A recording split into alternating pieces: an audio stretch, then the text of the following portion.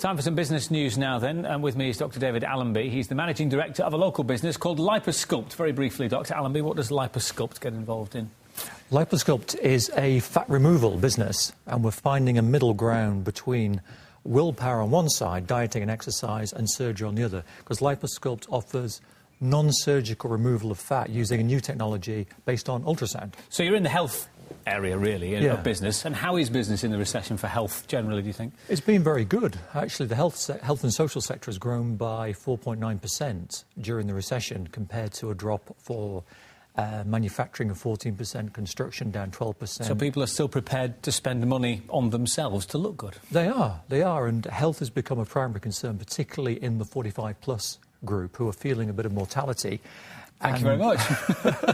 I've just reached there myself. I'm very aware of it. So, yeah, health is always important, and particularly towards looking good. And most of us have got a bit of the body we're not happy with, and we like to get it trimmed and shaped, but without going under the knife. Let's talk about the fact that you referred to the recession there, the fact that actually officially, as of today, we're no longer in recession. We're not. Last quarter of 2009, GDP up by 0.1%. Not a massive increase, though, really, was it?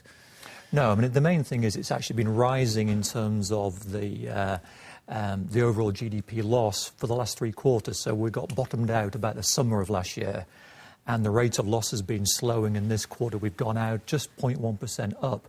But the trend's been going for about 9 months. Now, there are fears, though, that, you know, a next general election or the fact that we've got massive deficits, government will have to cut. Will we see a double dip? We go down, we go up, and then suddenly we're back in negative growth again? Yeah, I don't think we'll have a double dip. I think it'll be slow. I think any cut in spending won't happen until after the election. I think the Labour government will hold off and leave it to someone else if they do lose.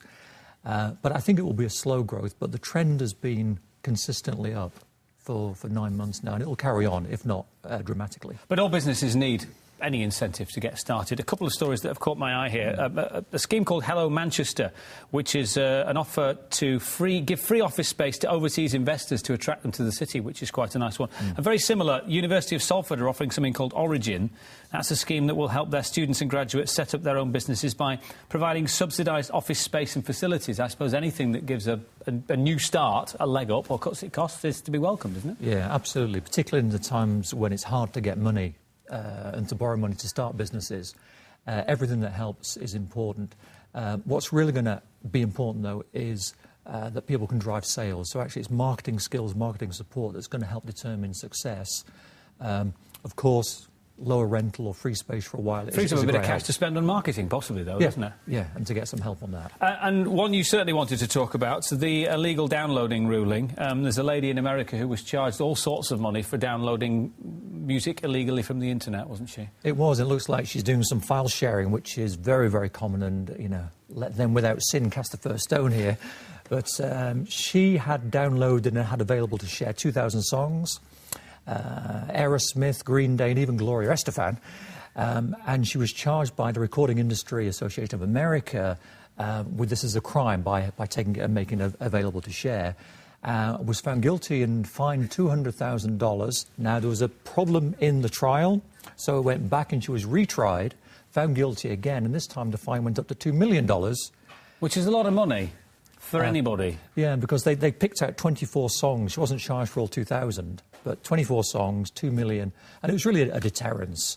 But since then, she's appealed, gone back, retried again. It's now dropped to about £30,000. Which is still an astronomical amount of money for, you know, an ordinary hard-working family in Greater Manchester. I mean, are we going to see cases like this on this side of the Atlantic? That's the fear. Yeah, I'm not sure here. I mean, a lot of publicity around this. Single mum, 4 children, £30,000 fine. They've got a week for the RIAA to go back and try and appeal against it, or let it stand.